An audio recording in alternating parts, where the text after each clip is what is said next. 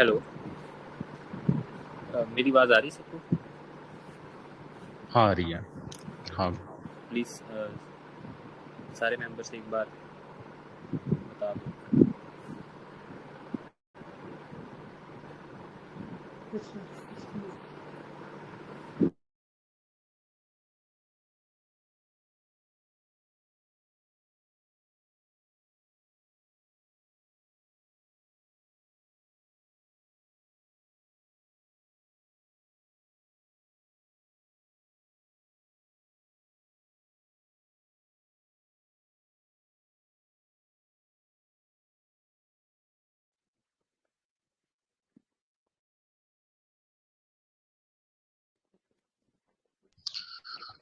तो so start करें session.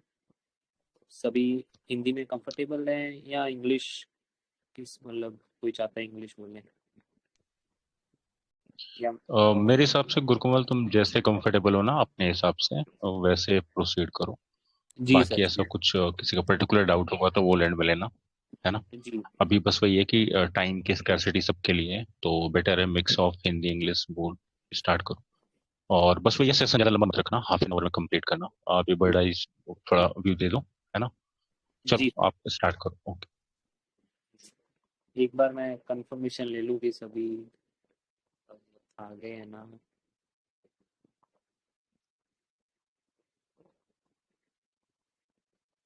Okay.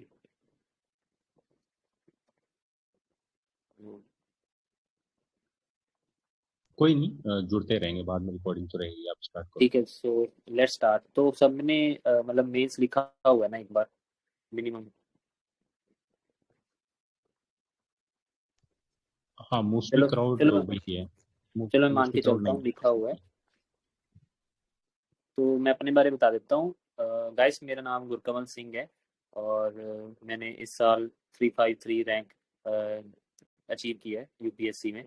और ये मेरा सेकंड मेंस और सेकंड इंटरव्यू था। पिछली बार मेंस में जैसे सर के गाइडेंस में और सर के साथ पढ़ के मैंने 424 जीएस में लिए थे। और इस साल मैंने थोड़ा इम्प्रूव करके 442 आया मेरा जीएस में। तो इसलिए जो भी मैंने चीज़ें यूज़ करी है या फिर अप्लाई करी है मेरे मेंस में स्पेसिफिकली जीएस में, तो वो मैं आपको थोड़ा बहुत एक ओवरव्यू दे देता हूँ। तो हम शुरू करते हैं। तो मैंने, जैसे आपको मेरी स्क्रीन दिख रही होगी, अ, एक सेकंड। तो जैसे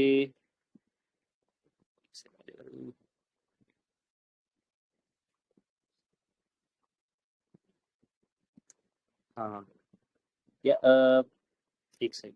तो मतलब मेरे को एक बार बता दो, मेरे को कोई रिस्पॉन्स ही नहीं आ रहा किसी का। सर एक बार आप देख लोगे? हाँ हाँ, एक मैं नहीं दिख रहा है, तुम बस चालू करो। एक्चुअली बात हुई, ये सब लोगों ने म्यूट कर रखा हुआ है ताकि उस टाइम पे डिस्टर्बेंस ना हो। बाकी अगर कुछ भी होगी तो डोंट वरी, मैं अनम्यूट करके बोल दूंगा अगर बीच में वॉइस वगैरह नहीं आ रही होगी। आप स्टार्ट करो, कोई दिक्कत नहीं है। जी जी सर। तो बेसिक से स्टार्ट करते हैं। थोड़ा सा एक बार मैं ओवरव्यू दे देता हूँ इसका, कि जैसे हमको क्वेश्चंस, और ये कोई भी ऐसे कोई मोटिवेशन टॉक नहीं है, सिंपल एंड स्ट्रेट फॉरवर्ड है कि जो चीज़ें मैंने यूज़ करी हैं और मैंने अप्लाई करी है अपने एग्जाम में।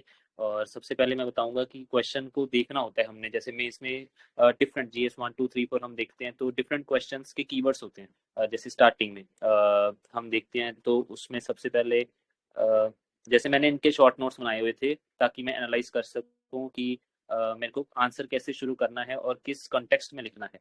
जैसे कि डायरेक्टिव सी हम बोलते हैं, तो सबसे पहले हम एनालाइज होता है, एग्जामिन होता है, सेस होता है, और फिर इवेलुएट, क्रिटिकली इवेलुएट होता है, एक्सप्लेन होता है, एन्यूमरेट होता है, डिस्कस होता है, डू यू एग्री और डू यू थिंक होता है, हमारा ओपिनियन जानते हैं, कमेंट होता है, जस्टिफाई होता है। मतलब ये डिफरेंट कीवर्ड्स हैं। तो हमको कंटेंट तो होता है हमारे पास आंसर का, बट किस वे में हमने एक्सप्रेस करना है और उस आंसर में वो हमको इन कीवर्ड्स से पता करना होता है। जैसे एक एग्जांपल देता हूँ, फॉर एग्जांपल जैसे एनालाइज है।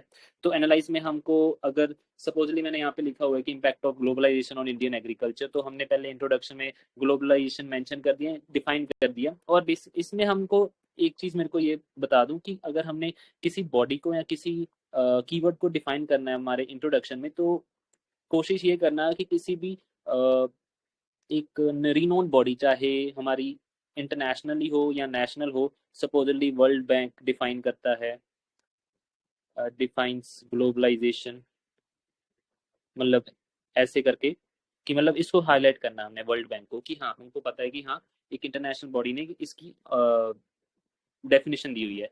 तो उसके बाद हम इसको ऐसे भी लिख सकते हैं, World Bank defines globalisation as integration, interconnectedness और इंटर, मतलब ऐसे करके हम एक ट्रायंगल बना सकते हैं इंट्रोडक्शन में छोटा सा, और इंटर कनेक्टेडनेस यहाँ पे लिख के, मतलब मेरी हैंडराइटिंग थोड़ा सा बेयर करना कि इतनी गंदी आ रही है। तो यहाँ पे इंटरकनेक्टेडनेस हो गया, इंटर कुछ भी लगा दो, मेरे को भी माइंड में आ नहीं रहा, तो हम ऐसे इंट्रोडक्शन में एक छोटी सी 3-4 लाइनों में हम दे सकते हैं। तो उसके बाद हमको इसमें लिखा हुआ है जैसे एनालाइज करना है, एग्जामिन करना है या असेस करना है, तो उसमें हमको लिखना होता है कि both positive and negative impacts लिखने होते हैं। ये हम हमेशा भूल जाते हैं, ये मैंने अपनी गलतियां देखी थी पिछले साल और वो इम्प्रूव करा था इस साल में, कि मैं हमेशा पॉजिटिव से लिख रहा था और नेगेटिव्स मैं देख नहीं पा रहा था। और हमको जैसे एनालाइज आ रहा है तो हम 50-50 कर सकते हैं, कि हम 50% पॉजिटिव इम्पैक्ट्स लिख सकते हैं, 50% नेगेटिव इम्पैक्ट्स लिख सकते हैं। और बेसिक मेरा प्रेमाइज यही होगा कि आप इसमें देखना कि अगर हमारा 10 मार्कर क्वेश्चन है, तो हमको ये क्वेश्चन आया है, तो हमने 50% पॉजिटिव लिखना है और 50% नेगेटिव लिखना है, ठीक है। तो इसमें हमको 5 पॉइंट्स मिनिमम लिखने हैं और 5 पॉइंट्स इसमें लिखने हैं। और ये आपको देखना पड़ेगा, मतलब मिनिमम 3 भी लिख सकते हो, 4 भी लिख सकते हो, डिपेंडिंग अपॉन का आपका कंटेंट कैसे है। तो लिखना क्या है कि हमको कीवर्ड्स डालने होते हैं पॉजिटिव में और नेगेटिव में कीवर्ड्स। मैं जो अपना अप्लाई किया है एग्जाम में, कि मैं हमेशा कीवर्ड्स के साथ एग्जांपल्स डालता था, मतलब कोई भी मैं एक्सप्लेन नहीं करता था। सपोजली ग्लोबलाइजेशन का हम अगर कोई पॉजिटिव इम्पैक्ट देखें, तो अभी मेरे को इसमें देखता हूँ, एक सेकेंड। कीवर्ड कुछ भी डाल दो, सपोजली हम डाल देते हैं कि ट्रेड इंक्रीज हो रहा है, मतलब इसमें एग्रीकल्चर में अगर हमारा पॉजिटिव इम्पैक्ट ऑन एग्रीकल्चर देखेंगे तो ट्रेड के रिलेटेड देख सकते हैं, या फिर कुछ भी हम देख सकते हैं पॉजिटिव इम्पैक्ट इसमें। तो हमको द कीवर्ड्स हमको प्ले करना है। वो कीवर्ड्स मैं आपको किसी और सेशन में आपको एक लिस्ट दे दूंगा, कि वो आप एक बता सकते हो, मैं आप लिख सकते हो, ट्राई कर सकते हो, जो मैंने यूज करे, मैंने नोट्स में लिखे हुए हैं। और इसमें ऐसे ही हमने नेगेटिव पॉइंट्स को हमने मेंशन करना है। तो ये बेसिक स्ट्रक्चर मैं आपको जो बता रहा हूँ ना, जो बॉडी का, ये आप चेक कर लेना कि मैंने जो अप्लाई किया है। जैसे पॉजिटिव इम्पैक्ट्स पहले हम डाल देंगे, फिर उसमें हमने डाला पहला कीवर्ड, सपोजली कुछ भी डाल दिया। तो हमको कीवर्ड ऐसे रखना है कि वो हमारा पॉइंट एक्सप्लेन करता है। तो साथ में मैंने एग्जाम्पल डालना शुरू कर दिया था ऐसे डाल के, कि ऐसे एग्जाम्पल एक डाल दिया, फिर सेकेंड पॉइंट कीवर्ड, फिर एग्जाम्पल, फिर थर्ड पॉइंट कीवर्ड, फिर एग्जाम्पल। और ये मैंने अप्लाई करा है दोनों मेंस में। ये आपको एक डाउट होगा कि हमको कुछ लिखना होता है पॉइंट्स में, एक्सप्लेन करना होता है, कि एग्जामिनर को हमको बताना होता है कि मैं क्या लिख रहा हूँ, बट मैंने ये करा है कि मैं सिर्फ कीवर्ड्स के साथ खेलता था और कीवर्ड्स लिखता था, साथ में एग्जाम्पल लिखता था। और अगर आपके पास कीवर्ड्स नहीं आ रहे, तो एक अल्टरनेटिव ये होता है कि हम एक सेंटेंस में लिख सकते हैं पूरा, इंक्लूडिंग एग्जाम्पल, ठीक है। ये मेरा लिखने का तरीका है इसमें। तो सपोज ये मैंने एक आपको समझाया है कि इवेलुएट, ये एनालाइज, एग्जामिन और असेस में। और सबसे इम्पोर्टेंट आप इसमें देख लेना, एक बार इवेलुएट भी होता है, क्रिटिकल इवेलुएट जब इसमें होता है, तो मैंने इसमें बनाए हुए अपने critical evaluate the success of MG NREGA in achieving it's objective. Simple basic question है, एमजी नरेगा का हम लिख सकते हैं कब आया था, और हम इंट्रोडक्शन में भी लिख सकते हैं करंट डाटा क्या है, कि कितना, मतलब कितने बेनिफिशरीज हैं एमजी नरेगा के। और स्टार्ट विद द एम भी लिख सकते हैं, जैसे इसमें लिखा हुआ है, पॉजिटिव्स एंड नेगेटिव्स लिख दिए, फिर कंक्लूजन। हाँ, कंक्लूजन हमें बाद में आता हूँ, पहले मैंने इंट्रोडक्शन और बॉडी आपको समझानी है। और सबसे इम्पोर्टेंट ना मैं आपको बताता हूँ, ये डिस्कस वाला, ये मोस्ट इम्पोर्टेंट मतलब होता है, कि डिस्कस हर एक दूसरे क्वेश्चन के बाद हमको डिस्कस मिलता है। तो इसमें आप एक बार ये देखना कि जब डिस्कस आएगा तो हमने पॉजिटिव्स के साथ नेगेटिव भी डिस्कस करना है। मतलब अब मैं आपको कैसे अपने एक्सप्रेस करूं, मतलब बैलेंस, ये लिखा हुआ ना मैंने, बैलेंस्ड ओवरव्यू देना है, कि ब्रिंग इन द बिल, इसमें था discuss the role of parliament in ensuring accountability of the executive. तो हमने पार्लियामेंट की रोल देखना है ensuring accountability of the executive की, हमारा फाइनेंशियल अकाउंटेबिलिटी होता है और भी कई अकाउंटेबिलिटीज होते हैं, उसमें हम पॉजिटिव भी देखेंगे और नेगेटिव भी देखेंगे कि कहाँ वो लैग कर रहा है। तो ये डिस्कस वाले में हमने करना है वही सेम अपना 5+5 पॉइंट्स, ठीक है, +5+5 एग्जाम्पल साथ में। उसके बाद हमने एक सबसे और इम्पोर्टेंट है इसमें, कंपेयर, कॉन्ट्रास्ट एंड डिफ्रेंशिएट। ये सबसे जरूरी है। इसमें आपने ये देखना है कि हमको जब भी कुछ क्वेश्चन आता है कि compare this and this, suppose for example compare, ये लिखा मैंने एग्जांपल यहाँ पे 73rd एंड 74th। तो इसमें आप प्लीज ये मत भूल जाना कि हमने सिर्फ डिफरेंसेस लिखने हैं, जल्दी जल्दी में हम डिफरेंसेस लिख देते हैं ऐसे लाइन मार के, ठीक है, ये नहीं करना। इसमें जो मैंने सीखा है, जो मैं अप्लाई करता था, डिफरेंसेस लिखने हैं, ये पहला पार्ट हो गया हमारा क्वेश्चन का। और सेकेंडली बात लिखनी है सिमिलैरिटीज। ये कंपेयर, कॉन्ट्रास्ट और डिफरेंशिएट दोनों मतलब तीनों में हमने यूज करना है 5+5 पॉइंट्स। अगर नहीं 5 आ रहे पॉइंट्स, अगर आपका कंटेंट ज्यादा हो रहा है तो कोई बात नहीं, इस ओके, मिनिमम 3 पॉइंट्स में लिख सकते हो, बट हाँ उसको एग्जांपल्स के साथ सब्सटेंशिएट जरूर करना है। आप देखोगे कि आपने टॉपर आंसर कॉपीज भी देखी होंगी कि उसमें हमेशा सब्सटेंशिएशन ज्यादा जरूरी होती है विद द एग्जांपल्स। और वो एग्जांपल्स कहाँ से आप लाओगे वो मैं आपको बता दूंगा, मतलब जो मेरे नोट्स से हैं, जो सोर्सेज मैंने फॉलो करी वो भी बताऊंगा। आज मैं जैसे आपको थोड़ा बहुत बताता हूँ कि मैंने क्या क्या अप्लाई करा इसमें, मेरा स्ट्रक्चरिंग क्या था। और उसके बाद ये मतलब बेसिक हो गए, ये चीज मैं आपको डाल दूंगा एक बार। इतना ठीक लग रहा है? एक सेकंड मैं देख लूँ, सभी सभी देख रहे हैं? हाँ हाँ, एकदम सही चल रहा है। ठीक चल रहा है सर? ओके। तो हम एक ये एक डायरेक्टिव्स जो होते हैं ना, ये बहुत जरूरी होते हैं, ये मैं दोबारा बोल रहा हूँ। हमारा हमारे पास सारा कंटेंट होता है, एग्जांपल्स होती हैं, बट किसको कहाँ पे अप्लाई करना है वो नहीं आता, ये चीज़ होगी। और फिर हम आते हैं बेसिक जो एक होता है ना कि हाँ इंट्रोडक्शन लिखनी है, बॉडी लिखनी है, कंक्लूजन लिखना है। उसके बाद आता है कि हमको एक एविडेंस बेस्ड अप्रोच लिखनी होती है, जो मैंने बताया आपको, एग्जांपल्स लिखनी होती है। सबसे जरूरी होती है चीज सुप्रीम, अगर GS 2 का पेपर है, अगर GS 1 में नहीं यूज होगा, 1 में यूज हो सकता है हमारा जो सोशल इश्यूज होता है शायद उसमें यूज हो सकता है, या सोसाइटी होता है, ये दोनों इंटरमिंगलिंग सब्जेक्ट्स हैं तो यूज हो सकते हैं एक दूसरे में। तो सुप्रीम कोर्ट जजमेंट्स यूज हो सकते हैं। ये आपने एक ना टेलीग्राम में ऑनलाइन हमको कई जगह पे सुप्रीम कोर्ट जजमेंट्स मिल जाएंगी। हम चाहे राइट टू प्राइवेसी की बात करें, जिसमें पुटास्वामी केस है, जिसमें और भी कई केस आते हैं, और राइट टू क्लीन एनवायरनमेंट होता है, तो वो चीज़ें होती हैं। कमेटी रिपोर्ट्स, ये सबसे जरूरी है। ये कहाँ पे कैसे अप्लाई करनी है ये मैं आपको बताऊंगा अभी।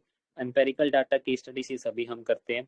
तो फ्यू हिस्टोरिकल पर्सपेक्टिव्स और इंटरनेशनल पर्सपेक्टिव्स या इंटरनेशनल बॉडीज की जो कुछ इनिशिएटिव्स हैं या पैक्ट्स हैं, वो हमको एक हम करते होते हैं, ये सभी चीज़ें जो हम प्री की नॉलेज को इसमें अप्लाई करेंगे। तो 2 से 3 आंसर हमने लिखने होते हैं दिन में, ये मैं मतलब करता था for the optional as well as for the GS। तो उसके बाद मैं आपको इसमें सबसे ज़्यादा जरूरी बताऊंगा, जो आपने इस टाइम पे हमारे पास जैसे प्री में थे, मीन्स में अभी दिन कितने हैं, 22 अगस्त को है ना, तो शायद रह गए दिन कितने, वही 67 68 के आसपास। हाँ जी 70 डेज लगा लो, चलो 70 से 70 कम है। डेज हाँ। हाँ, तो हमको एक कच्चा सा आइडिया होना चाहिए कि जैसे 3 साइकिल्स में मैंने तैयारी करी है मेंस की, कि मैं पहले साइकिल में GS 1, GS 2, 3, 4 इनको कवर किया, फिर मेरी सेकंड साइकिल थी, फिर मेरी थर्ड साइकिल थी।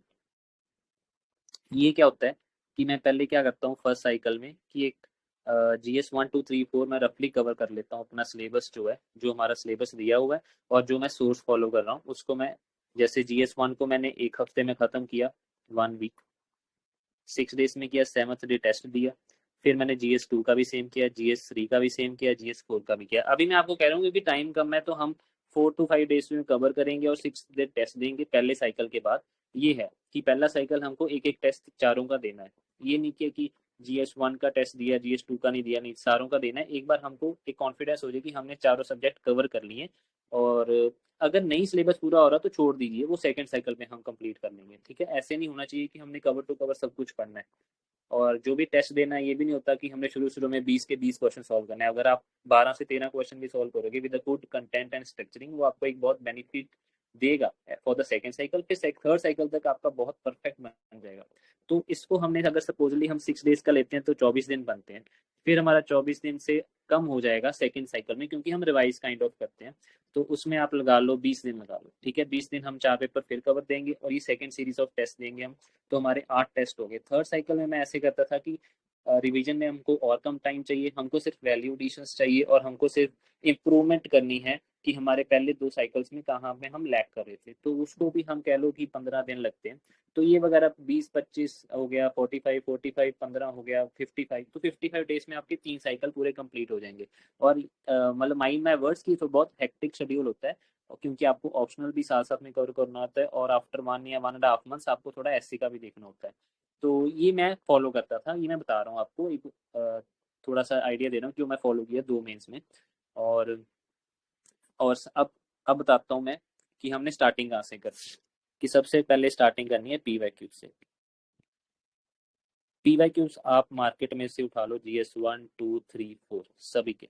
अभी चलो आपका जो भी आपका वे ऑफ मतलब कवरिंग द सब्जेक्ट्स है, जैसे आप GS 2 करना चाहते हो या मिक्स करना, मैं मतलब ये सजेस्ट करूंगा कि एक एक सब्जेक्ट को एक, मतलब जैसे मैंने पहले बताया कि वैसे कवर कीजिए कि GS 1 को पहले 5 to 6 डेज में करिए, फिर 2 को 3 को 4 को ऐसे करना। तो सबसे पहले एक PYQs की ना आपको लेनी पड़ेगी, चाहे आपके पास किसी और सोर्स का इंस्टीट्यूट का होगा। मेरे पास ऐसे टेलीग्राम में ऐसे आते थे, तो मेरे को अभी मिल नहीं रहा PDF, क्योंकि वो मैंने सारा डिलीट हो गया था और मेरे फिजिकल कॉपीज मैंने किसी को दे दी थी, वो भी मिल नहीं रही, यही है मेरे पास अभी। तो मैं इससे आपको थोड़ा आइडिया दे देता हूँ कि PYQs की आपको एक ऐसी थीम बेस्ड 10 ईयर पुराने PYQs का सारा रखना है आपको मटेरियल साथ में शुरू में, साथ साथ में जब आप GS कवर करते हो। तो हम पहला सब्जेक्ट है हमारा जैसे इकोनॉमी का और इंडियन, ये सिलेबस है, सारे कीवर्ड्स हैं। ये बहुत ही बेनिफिशियल रहेगा अगर आपको मिल जाता है। वैसे इंस्टीट्यूट्स के भी होते हैं, टेलीग्राम में भी आ जाएगा। अगर मेरे पास आया तो मैं सर को दे दूंगा, सर के पास वैसे होगा। और हाँ, मैं एसेट शेयर कर मार्केटिंग, दूंगा, कर हाँ, दूंगा मैं। तो ये चीज़ हमको एक सपोजली सबसे पहले आएगा इसमें कि टॉपिक हमको पता लग जाता है कि हाँ, कि इंक्लूसिव ग्रोथ की थीम है, फिर इंक्लूसिव ग्रोथ की थीम है, फिर एम्प्लॉयमेंट की आई है, फिर ग्रोथ की आई है, फिर एम्प्लॉयमेंट की, फिर इंक्लूसिव ग्रोथ की, फिर आई है, फिर इंक्लूसिव ग्रोथ की आई है, फिर इंक्लूसिव ग्रोथ की आई है, फिर ऐसे आई है ग्रोथ की आई है, इंक्लूसिव ग्रोथ। ये आप देखो, ये एक पैटर्न है कि मतलब ये थीम्स रिपीट हो रही हैं। और जब आप PYQ इसको देख के आप तैयारी करोगे ना, आपको बहुत कॉन्फिडेंस होगा। फिर आपके पास मटेरियल भी बहुत कम होगा कवर करने के लिए, क्योंकि चीज़ें यहीं में से आएगी। इंक्लूसिव ग्रोथ इस बार भी आया था। तो आप क्या करना है कि इंक्लूसिव ग्रोथ का पूरा एक मटेरियल जो होता है, आई थिंक 2 to 3 पेजेस का होगा। तो वो आपको पहले डेफिनेशन कर लेनी है, दो दो इंटरनेशनल बॉडीज की डेफिनेशन कर लेनी है। फिर उसके बाद हमको इसके कुछ और भी पार्ट्स होते हैं, जैसे इसमें inclusive growth possible under market economy. For example मैं आपको ये क्वेश्चन दिखाता हूँ, sustain the significance of financial inclusion in achieving economic growth in India. तो बहुत ही बेसिक क्वेश्चन है। अगर आप देखो पहले तो आप इंट्रोडक्शन में इंक्लूसिव ग्रोथ की डेफिनेशन दे दोगे। एक मैंने जैसे OECD की शायद डेफिनेशन लिखी थी याद करके, तो वो मैंने, आप भी यूज़ कर सकते हो किसी और बॉडी की, इंडियन नीति आयोग ने भी दी हुई है, ऐसे ही कईयों ने दी हुई है। तो आप वो डाल के फिर हमने इसको, जैसे फॉर एग्जांपल मैं आपको तोड़ना दिखा देता हूँ कि it possible under market economy. तो इसमें हमको दोनों व्यूज देने हैं। इट इज पॉसिबल पहला हो गया हेडिंग, फिर इट इज नॉट पॉसिबल दूसरा हो गया है, दूसरा हो गया हेडिंग। तो अगर ये 10 मार्क का क्वेश्चन है तो हमारे पास 2 पेजेस हैं और हमारे पास अगला पार्ट का क्वेश्चन भी करना है, तो हम इसमें लिख सकते हैं ऐसे। ये इंट्रोडक्शन हो गया था, फिर इसमें आ जाएगा इट इज पॉसिबल, मतलब अपने तरीके से आप लिखना कि it is possible not possible, ठीक है। ये हमारा, ये जो पहला पेज हो गया, इसमें हम 1 2 3, 1 2 3, ये जरूरी नहीं होता कि ये दोनों पॉइंट्स हमारे रिलेट करें, दोनों में से अलग अलग पॉइंट्स। हमको बस स्पेस का एक बहुत ही बढ़िया यूज करना है, तो हम ऐसे कर सकते हैं। तो फिर नेक्स्ट पेज पे हम ये सेकंड क्वेश्चन का आंसर लिखेंगे। ये नेक्स्ट पेज आ गया हमारा। तो इसमें हम सेकंड पार्ट का आंसर लिखेंगे, state the significance of financial inclusion in achieving economic growth in India. ये बहुत ही इजी है, आप कर लोगे। तो हमको यहाँ पे मिनिमम 5 पॉइंट्स आप मेंशन करोगे with the keywords and with the examples. और फिर हमारे पास इसमें कंक्लूजन होगा। वे फॉरवर्ड का चलो अभी आप इतना मत सोचना, अब अभी आप कंक्लूजन ही देखना। ये मैं आपको पी वाई क्यूज का वैसे बता रहा था, मैंने स्ट्रक्चरिंग शुरू होगी फ्लो फ्लो में। तो पी वाई क्यूज को आपको इस ऐसे एनालाइज करना है, जब भी आपने स्टार्ट करनी है अपनी प्रिपरेशन तो पी वाई क्यूज के साथ साथ ही करनी है। डिफरेंट थीम्स होंगी, रिपीटेड थीम्स है, आप खुद ही देखोगे तो आपको लगेगा कि हाँ रिपीट हो रहे हैं क्वेश्चंस। ठीक है, थीम भी और क्वेश्चंस भी, तो आप ऐसे करना। जैसे मैं आपको बताता हूँ, यहाँ पे जीएस 3 का पेपर है ये। जैसे एग्रीकल्चर, एग्रीकल्चर बहुत इंपॉर्टेंट टॉपिक है इसमें, क्योंकि वो सबसे ज्यादा स्कोरिंग मतलब सबसे इजी टू ग्रास्प है, और आप इजीली पॉइंट्स डेवलप कर सकते हो उसमें। और आप यहाँ पे देखो what is water use efficiency, तो आप देखोगे यहाँ पे भी था एक ऐसे ना एक और था इम्पैक्ट ऑफ इंटीग्रेटेड। हाँ देखो बॉटनी, ये देखो 2019 में how far is integrated farming system helpful in sustaining agriculture production. और आप देखोगे 2022 में what is integrated farming system, how is it helpful to small and marginal farmers in India. देखो रिपीट हो गया ना। तो इसलिए आप अगर 2019 का ये क्वेश्चन कर जाते तो आपको ये टाइम ही लगना था 2022 में अटेम्प्ट करने के लिए। ठीक है, इसलिए एनालाइज करना बहुत जरूरी है। ये नहीं कि ब्लाइंड होके हमको सब कुछ पढ़ ही लेना है सब कुछ। तो ये चीजें हमको इस ऐसी थीम्स में से डिसाइड करनी पड़ेगी कि कौन सी थीम सबसे इंपॉर्टेंट है और सबसे पहले कवर करनी है हमने। ठीक है, ये चीज हो गया। ऐसे ही हमको और भी क्वेश्चंस थे, मैंने सारे अटेम्प्ट करे हैं, आप देख सकते हो मैंने मार्किंग करी हुई है। ये मैंने एक एक नहीं, मैंने तीनों साइकिल में तीनों बार अटेम्प्ट करे हैं। मतलब पहली साइकिल में मटेरियल देख लिया, सेकंड में लिखना देख लिया, थर्ड में फिर रिवाइज कर लिया। तो ये चीज़ है। तो ये हो गया। हाँ ये देखो 2020 में what are the challenges and opportunities in food processing हो गया। तो ये देखो what are the main bottlenecks on the upstream and downstream process of marketing of agriculture products in India। बहुत सिमिलर क्वेश्चन है और ये कर सकते थे आप। ठीक है, ये मतलब सेम पॉइंट्स डेवलप होते हैं, कुछ डिफरेंट नहीं चाहिए होता हमको। ठीक है, और ऐसे ही हम अगर डिजास्टर मैनेजमेंट तो काफ़ी इजी होता है। तो ये आप मैं आपको बाद में अगले सेशन में बता सकता हूँ कि कौन सा बेसिक आपको मटेरियल एक टेम्पलेट बना के रखना है माइंड में। तो ये हो गया फूड प्रोसेसिंग। आप मतलब ठीक है, ये हो जाते हैं क्वेश्चंस। तो इसके अलावा अब आपको मैंने क्या क्या बताया था, एक बार देख लें। हाँ, सबसे पहले बताया था कि हमको जब पी वाई क्यूज साथ में करने। ठीक है, ये नहीं कि मतलब 20-25 साल के, 10 साल के हो गए जहाँ फिर ये मटेरियल दिया हुआ है, या फिर हमारा 15 साल के हो गए। ठीक है, और ये भी नहीं है कि हमने उसको लेके बस आंसर लिखना प्रैक्टिस कर देना, नहीं। आपको मटेरियल ग्रेस्प करना है। मटेरियल मतलब कि वो जो क्वेश्चंस है अगर दोबारा आ जाएं तो आपके उस क्वेश्चन को अटेम्प्ट करने के लिए माइंड में मटेरियल है कि नहीं है। ठीक है, ये एनालाइज करना बहुत जरूरी है। अपना टाइम वेस्ट मत करना कि सारे मैं क्वेश्चन अपने सॉल्व करता रहूं, उसमें टाइम बहुत खराब हो जाएगा। कीवर्ड्स को उठाओ और उसको बस अपने माइंड में सेटल कर लो, उसके अपने शॉर्ट नोट्स बना लो। 2-3 पेज के हर एक जीएस के बना लो कीवर्ड्स के शॉर्ट नोट्स। जैसे कीवर्ड्स मतलब सपोजली इनइक्वालिटी आ जाता है। तो मैंने जैसे इसमें आपको दिखाता हूँ, मैंने फॉर एग्जांपल आपको जीएस को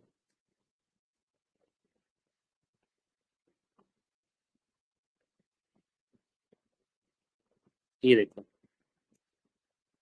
देखो मैंने मतलब चैट जीपीटी आप यूज करना है, जैसे भी हो सकता है। और अगर आप देखोगे, अगर आप करंट अफेयर किसी सोर्स से देख रहे हो, पढ़ रहे हो, तो उसमें अगर हम ब्लैक हेडिंग्स में कीवर्ड्स ही होते हैं तो उसको आप शॉर्ट नोट्स में डेवलप कर सकते हैं। ठीक है, जैसे अ, ये सोसाइटियाँ सोशल इश्यूज पे मैंने बनाए थे, इनक्वालिटी स्पिल ओवर हो गया। ये लिख के एग्जाम्पल कुछ भी लिख सकते हो आप इसके रिलेटेड एग्जाम्पल। अभी मेरे माइंड में नहीं आ रही क्योंकि मेंस का बहुत टाइम हो गया मेरे को कवर किए हुए। तो पहले मैंने बहुत शॉर्ट नोट्स बनाए हुए थे, अपने फिजिकल नोट्स इसमें भी रखे हुए थे। और अपॉर्चुनिटी गैप्स हो गया, ये आप असेसिबिलिटी गैप, ये सारे रट्टे नहीं लगाने। ये इसमें आपने 6-7 अपने माइंड में सेटल कर लेने जो कि आप तीनों साइकिल में, 2 साइकिल में आप यूज़ करके आपके माइंड में एक फ्रेम्ड हो जाएँ कि हाँ, अगर ऐसा आएगा मैं कीवर्ड्स मेरे माइंड में हैं। ये कॉजेज़ वाले थे। ये आपको एक थोड़ा-सा आइडिया हो गया कि मैंने कैसे कीवर्ड्स यूज़ करे हैं। तो ये हो गया, कीवर्ड्स का आपको बता दिया। तीसरा है जो क्वेश्चन के डायरेक्टिव्स हैं, उसको ज़रूर फॉलो करना है आपने,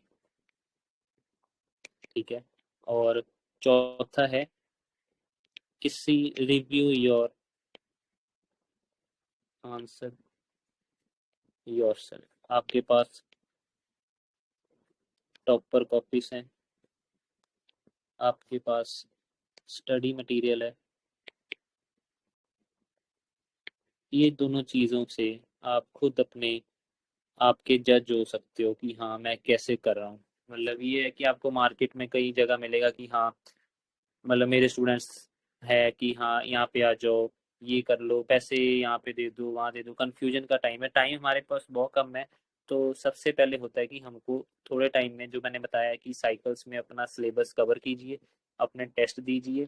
टेस्ट का बेसिक पर्पस आप सबको पता ही होगा कि ये नहीं होता कि हमको नंबर लेने हैं।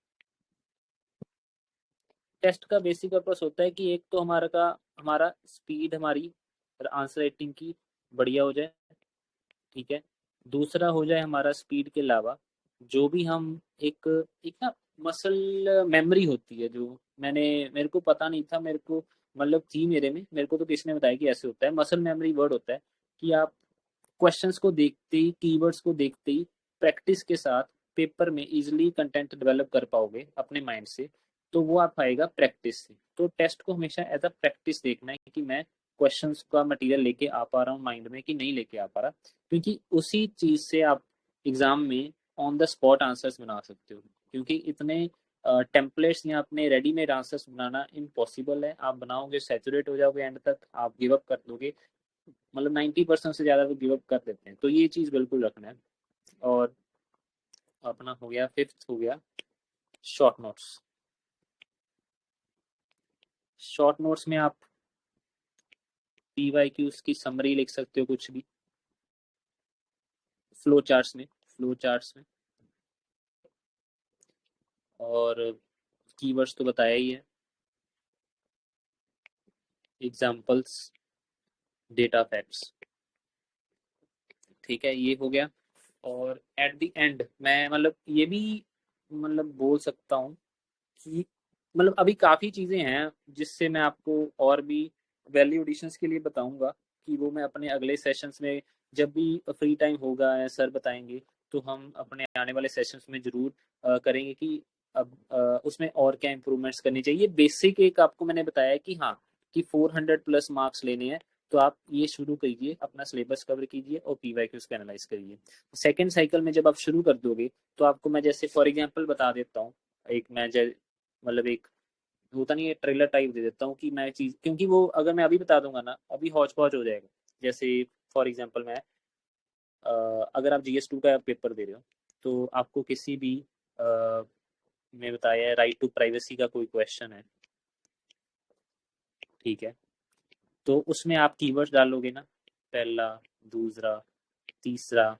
तो इसमें कीवर्ड्स की जगह कई बार हम लिख सकते हैं सुप्रीम कोर्ट ऑब्जर्व दैट, मतलब Supreme Court in KT Puttaswamy case, ठीक है?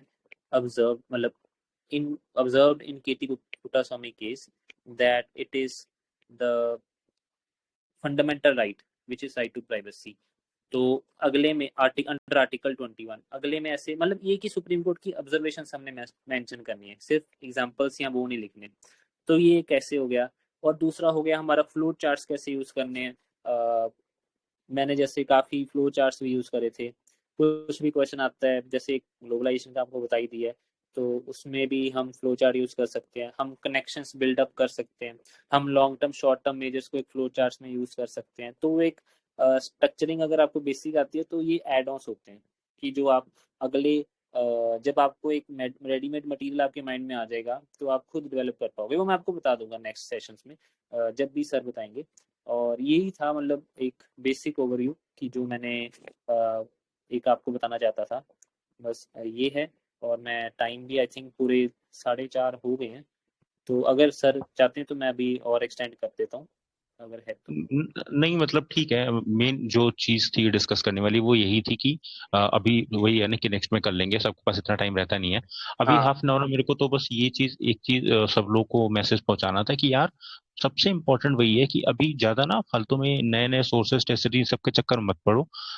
4 4 5 5 दिन का जो तुमने बोला ना, अपने 3 साइकिल्स रखो और 3 एकदम परफेक्ट होते हैं। स्टार्टिंग वाले में तुम जो ये कीवर्ड्स को पीवाईक्यू को देखते हो अपने शॉर्ट नोट्स बनाओ, चाहे डेफिनेशंस के थ्रू रखो या फिर डेटा फैक्ट्स के थ्रू रखो। जैसे इंक्लूसिव ग्रोथ है, वो पता है कि इंक्लूसिव ग्रोथ बार बार आना ही आना है, तो इंक्लूसिव ग्रोथ पे यार अपनी एक काम करो ना, तुम बना लो ना डेफिनेशन किसी भी चीज की, फिक्स कर लो। ये पहले वाले साइकिल में कंप्लीट करो, फिर सेकंड वाले में उसके बाद ये ब्रेनस्टॉर्मिंग के साथ में डेली एक एक दो दो क्वेश्चन लिखने के स्टार्ट करो। और हर 3 4 दिन में फुल लेंथ टेस्ट जाके वहां पे अपनी जो तुमने प्रैक्टिस वाली बात बोली थी ना वो। अच्छा एक डाउट और है जो मेरे पास काफी पर्सनली आ रहा था कि सर मतलब वो आयान जैन स्टाइल में मतलब ज्यादा नंबर ऑफ पॉइंट्स लिखना ज्यादा बेटर है या फिर पॉइंट और एग्जांपल्स के साथ में? तो मेरा उसमें कहना बस यही है कि ये चीज ध्यान रखना कि क्वेश्चन की डिमांड कैसी है। अगर क्वेश्चन की डिमांड ऐसी है जिसमें तुमको वो ज्यादा एनालाइज करने पे, ज्यादा क्रिटिकली एनालाइज करने पे कह दे रहा है, ठीक है ना, उस वाली चीज में तुमको ये रखना पड़ेगा कि अयान जेन की तरह एकदम जेनरिक पॉइंट्स तुमको नहीं डालने हैं। उसमें चाहे तुम अपने नंबर ऑफ पॉइंट्स लिमिटेड रखो, but they must be substantiated with so many examples, ठीक है। और अगर कुछ ऐसा क्वेश्चन है जहां पे तुम्हें पता है कि यार इसके बहुत ज्यादा पर्सपेक्टिव, काफी ज्यादा डायमेंशंस ओपन किया जा सकते हैं, उस वाले क्वेश्चन में अगर तुम्हें समझ में नहीं आ पा रहा है, तुम्हें डेटा फैक्ट्स वगैरह उसमें ज्यादा याद नहीं है, लेकिन हाँ उसको काफी डायमेंशंस में ओपन किया जा सकता है, जेनरिक पॉइंट्स में भी लिखा जा सकता है, तो प्लीज 10 नंबर वाले में भी 15 15 पॉइंट भर दो, कोई दिक्कत नहीं। एक एक पेज में 7 7 8 8 पॉइंट लेके चले जाओ। इतना तो पता है कि तुम्हें 10 में से फिर 2 नंबर नहीं मिलेगा, वहां पे एटलीस्ट 3 4 तक सिक्योर कर लोगे। लेकिन अगर कोई क्वेश्चन है जिसमें तुम्हें काफी ज्यादा तुम्हारे तुम्हारा खुद का व्यू देख रहा है उसमें, है ना, क्रिटिकली एनालाइज टाइप का क्वेश्चन है, तो उस वाले केस में प्लीज कोशिश करो कि अयान जान की तरह जेनरिक पॉइंट्स पे मत जाना। उसमें पॉइंट्स के साथ में एग्जांपल्स, डेटा फैक्ट्स और कुछ भी किसी तरीके से क्यों है इसको मतलब ओपन एंडेड मत रख दो कि बस लिख के बढ़ गए आगे, नहीं। उस वाले केस में फिर वो बैकफायर करेगा।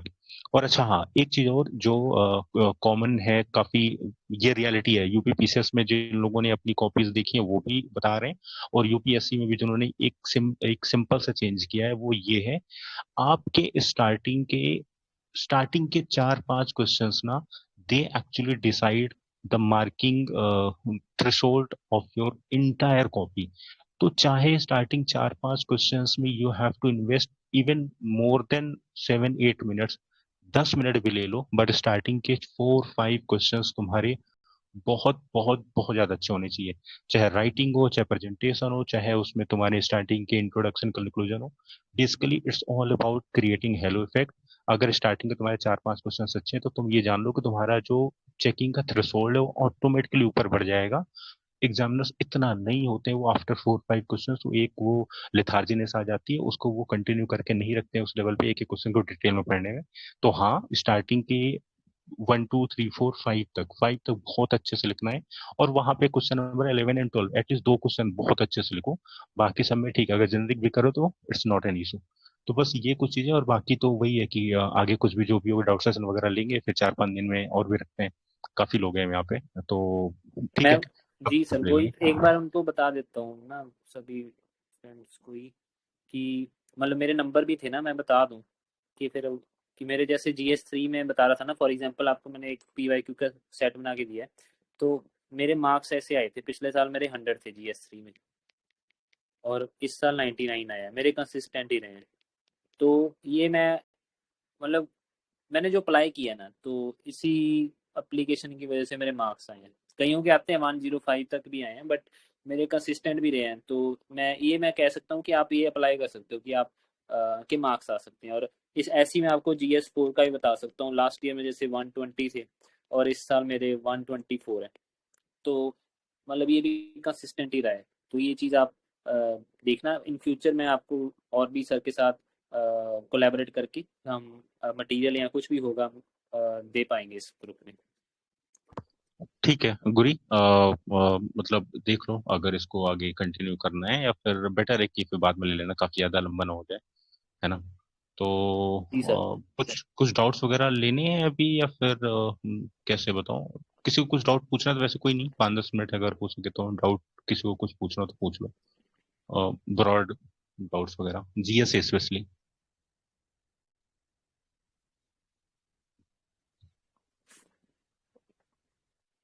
मेरे को लग नहीं रहा किसी में डाउट पूछना है पूछ शायद। पूछना है किसी ने? अगर कुछ भी है तो गुरकवल से या मेरे से कुछ भी पूछना हो अभी तो। सर वो थोड़ा सा लेट ज्वाइन गया था, एक बार आप रिपीट कर सकते हो प्रोसेस, मतलब कैसे रखना है? अबाउट क्या? अबाउट क्या क्या? सर ये मतलब पीवाईक्यू ब्रेनस्टॉर्मिंग वाला प्रोसेस कैसे रखना है, वो एक बार रिपीट कर सकते हो क्या? पीवाईक्यूज का ब्रेनस्टॉर्मिंग वाला प्रोसेस ना, जैसे ये बता रहा हूँ, ये बताया था मैंने। कोई ना प्रतीक, तुम बता, बोल के बताओ मेरे को। यस सर, वो शुरू वाला क्या थोड़ा सा लेट ज्वाइन किया था मैंने, इसलिए वो मिस कर दिया। हाँ हाँ, वो मैं यही कहने वाला था। आई थिंक प्रतीक तुम ना थोड़ा लेट आए हुए थे, तो डोंट वरी, रिकॉर्डिंग ऑन है तो रिकॉर्डिंग देख लेना। बट समरी बेसिकली यही थी कि जो गुरकवल ने बोला कि जैसे पीवाई की जो थीम वाइज है ना, ये तुम्हारे अपने सामने रखो, और इसमें ये जो कीवर्ड्स है ना, इन कीवर्ड्स पे प्लीज अपनी जो पहले तो डेटा फैक्ट्स या डेफिनेशंस लिख के रख लो और अपने शॉर्ट नोट्स रेडी कर लो, ठीक है? और उसके बाद फिर एनालाइज करना ऐसे चालू करो कि यार ये क्वेश्चन यहाँ पर रिपीट हुआ, इस तरीके का थीम जा रहा है, हर बार इस टाइप के क्वेश्चंस पूछ रहा है, इरिगेशन पे ये पूछ रहा है, फूड प्रोसेसिंग के चैलेंजेस में इस टाइप के क्वेश्चंस पूछ रहा है। तो क्या तुम्हारे पास इन सब चीजों के लिए, मतलब टॉपिक्स के लिए तुम्हारे पास मटेरियल है या नहीं है? और ब्रेनस्टॉर्मिंग बाद में करना, उसके पहले कोशिश करो कि जो रिपीटेड थीम्स और रिपीटेड क्वेश्चंस है ना, उन पे तुम्हारे पास फॉर्डर एकदम रेडी होना चाहिए कि तुम देखो जब सेकंड वाली साइकिल में तुम जाओगे लिखना चालू करोगे, तुम्हारे पास रेडीमेड आंसर्स होना चाहिए, तुम्हें सोचने में टाइम नहीं लगना चाहिए। तो जो मेन गुरकमल ने स्टार्टिंग बोला था, आई थिंक वो यही था कि जो इंपॉर्टेंट रिपीटेड थीम्स है ना, प्लीज उन पे ध्यान दो कि यार वो तुमसे नहीं मिस होनी चाहिए, क्योंकि वही बेसिस है यूपीएससी के क्वेश्चंस बनाने का। एग्जामिनर जब बनाता है पीवाईक्यू देखते ही और सिलेबस देखते हुए ही बना रहा होता है। कोचिंग वालों में दिक्कत तो ये है कि कोचिंग वाले इनोवेशन करने में लगे रहते हैं। एंड बिलीव यूपीएससी में भी 20 क्वेश्चन में 2 या 3 में इनोवेशन होता है, बाकी 17-18 क्वेश्चन हमेशा और हमेशा सेट पैटर्न्स और पीवाईक्यू पे ही रहते हैं। तो लाइक लाइक जो भी प्रीलिम्स वाले में भी थे उनको ही पता है। सेम वही चीज करो, मेंस के लिए भी पीवाईक्यू ही सब कुछ रहने वाले हैं। तो ब्रेनस्टॉर्मिंग वही है, पहले तुम ब्रेनस्टॉर्मिंग करके ये देखो कि क्या थीम्स रिपीट हो रही हैं, किस टाइप के क्वेश्चंस रिपीट हो रहे हैं, क्या उन पे मेरे पास शॉर्ट नोट्स रेडी हैं, लाइक डेफिनेशन डेटा फैक्ट्स वगैरह, या नहीं? अगर नहीं है तो बनाओ। उसके बाद फिर अपने आप को ट्रेन करना चालू करो कि यार 2 मिनट के अंदर, 3 मिनट के अंदर क्या मैं ये टॉपिक टॉपिक वाइज ये पीवाईक्यू सारे के सारे डॉक्टर की टाइप की हैंडराइटिंग में, जिब्रिस में ही क्या मैं पॉइंट जनरेट कर पा रहा हूँ, नहीं कर पा रहा हूँ? उस तरीके से फोकस करके फिर बाद में ठीक है, जब तुम्हारा दूसरा साइकिल थर्ड साइकिल चलने लग जाए, तब उसे पूरी फुल लेंथ डेली अटेम्प्ट करो, 3-3 6-6 घंटे में। और बाकी कुछ गुरकौल तुम्हें बोलना हो तो इसमें बोल दो, मेरे हिसाब से तो यही था। नहीं सर, यही था जो भी मैंने बताया था। अगर उसका डाउट क्लियर हो गया प्रतीक का, तो फिर बढ़ते हैं आगे। Yes sir, yes, thank you. ठीक है, तो और किसी को पूछना नहीं तो फिर अभी क्लोज करें, फिर नेक्स्ट में कर लेंगे, डोंट वरी। चलो ओके, गुरकवल वो कर दो, रिकॉर्डिंग स्टॉप कर दो पहले। सर एक मेरा हाँ डाउट था हाँ सर। हाँ, बोलो बोलो। सर GS1 में सर हिस्ट्री वगैरह कैसे अप्रोच करें सर, कोई बोल तब रहा उसमें पैटर्न्स रिपीट नहीं हो रहे हैं।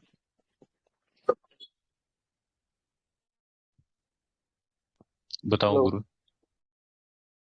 एक बार प्रतीक जैन भाई दोबारा बताना क्या पूछ रहे हो। हाँ जी, हाँ जी, बोलिए। सर हिस्ट्री में कैसे अप्रोच करें सर, हिस्ट्री में पैटर्न्स थोड़े अब नॉर्मल टाइप के हैं सर, मतलब they are asking random question, last year mains में भी थोड़ा सा ऊपर नीचे क्वेश्चन आए थे। हिस्ट्री में आप कौन सा मतलब कह रहे हो? आर्ट एंड कल्चर का, अ, मॉडर्न का, वर्ल्ड का? हाँ sir, sir art and culture sir, art and culture he sir, जो पहला क्वेश्चन 10 नंबर पे आता है, जो पहला क्वेश्चन 15 नंबर पे आता है, वैसे टाइप के क्वेश्चन जो होते हैं। जैसे ओके। ज्योग्राफी कैसे अफेक्ट करती है एंशियंट हिस्ट्री को, वैसा वैसा टाइप क्वेश्चन। अच्छा, वो कह रहे हो, ठीक है, जो पहला क्वेश्चन आया था तो ये यार, ये बात ना आगे जब मैं आपको, इस एक सेकंड,